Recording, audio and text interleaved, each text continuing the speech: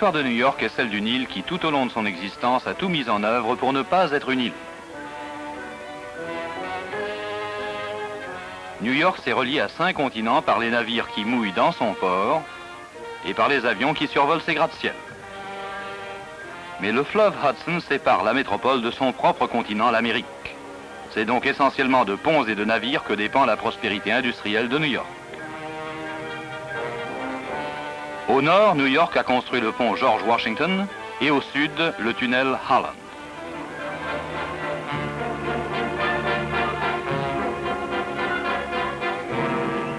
À elles deux, ces voies assuraient le transport de millions de tonnes de marchandises vers les États situés à l'ouest, au sud et au nord de New York. Mais le centre de Manhattan, amoncellement gigantesque de docks, de fabriques et d'entrepôts, ne disposait d'aucune voie de communication directe avec l'extérieur. Au nord et au sud, la circulation était suffisamment libre, alors que le milieu de la ville était le théâtre d'un embouteillage perpétuel.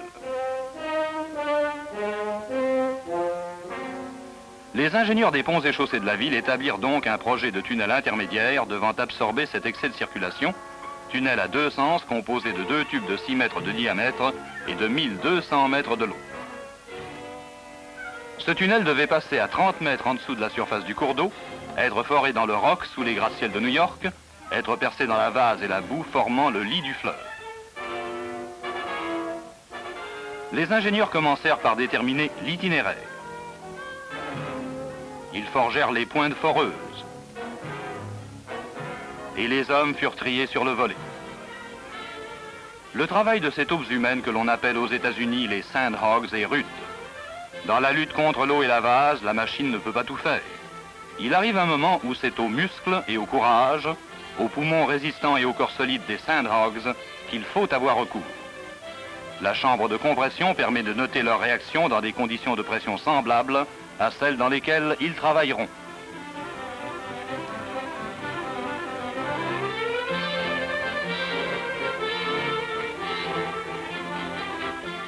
Cet ouvrier subit l'épreuve avec succès et reçoit sa plaque d'identification. S'il devait soudainement être atteint du mal des caissons, cette plaque spécifie le traitement qui doit lui être administré. Et le travail commence. L'on construit d'abord un énorme caisson en acier, devant être placé à l'extrémité du tunnel, et qui constituera l'objectif des 2 équipes, creusant à partir de chacune des 2 rives du fleuve.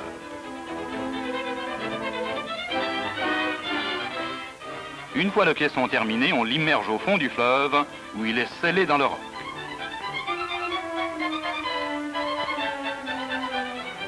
Puis, c'est à la dynamite que l'on creuse un puits vertical dans le sol et le roc des 2 rives.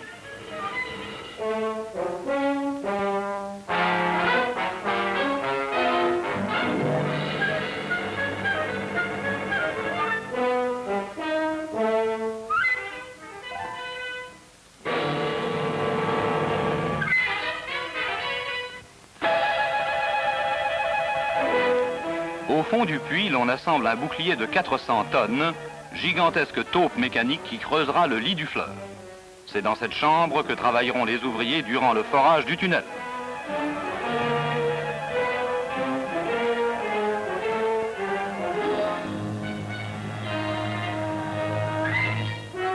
Enfin, les sandhogs rejoignent leur poste. Ils pénètrent dans des chambres de compression où leurs organismes s'habituent graduellement aux conditions de haute pression atmosphérique dans lesquelles il leur faudra travailler.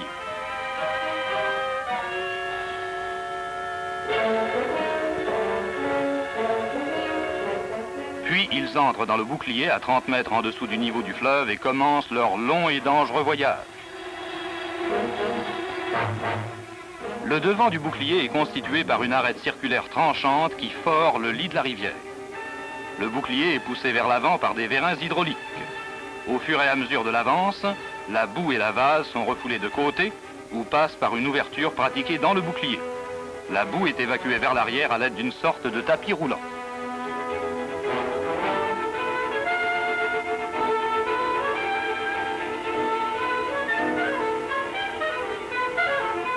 Les vérins font pression sur le bouclier en s'arc-boutant contre le dernier anneau de fer précédemment installé. Finalement, il y a suffisamment de place pour un nouvel anneau. Un flot continu de nouveaux segments d'anneaux est dirigé sur le puits et dans le tunnel naissant.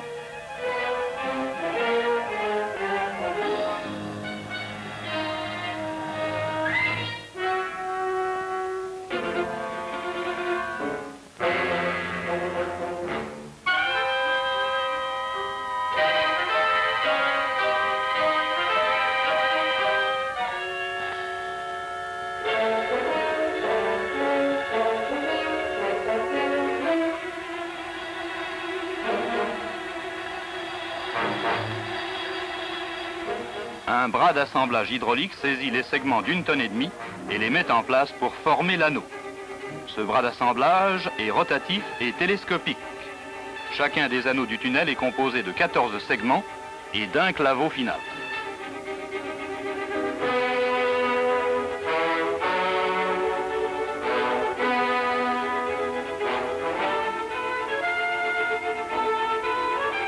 Parfois, des simples outils à main suffisent. Parfois, l'homme doit s'adjoindre l'aide de la machine.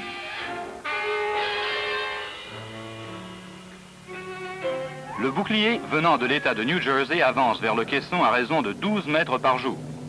Celui parti de New York creuse dans le roc et progresse plus lentement.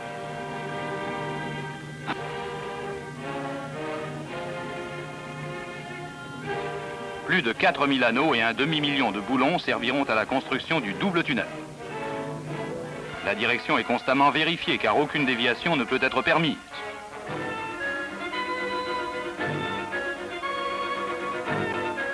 Un an plus tard, les deux équipes effectuent leur jonction. Le premier homme a traversé le Hudson en empruntant le nouveau tunnel. Et le travail continue. Il faut disposer des résidus de vase qui se sont accumulés et mater les rivets. On verse le revêtement en béton et l'on construit la chaussée. Le plafond lumineux est formé de carreaux de verre dépolis.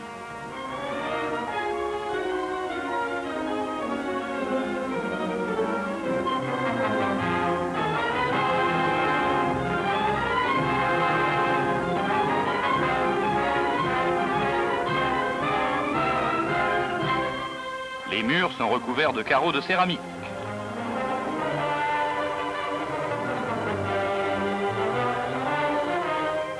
L'on construit les bâtiments qui abriteront le système de ventilation indispensable pour renouveler l'air du tunnel et éliminer l'oxyde de carbone provenant des gaz d'échappement. Alors que des aspirateurs évacuent l'air vicié, des ventilateurs le remplacent par de l'air pur. L'air du tunnel est entièrement renouvelé toutes les 90 secondes.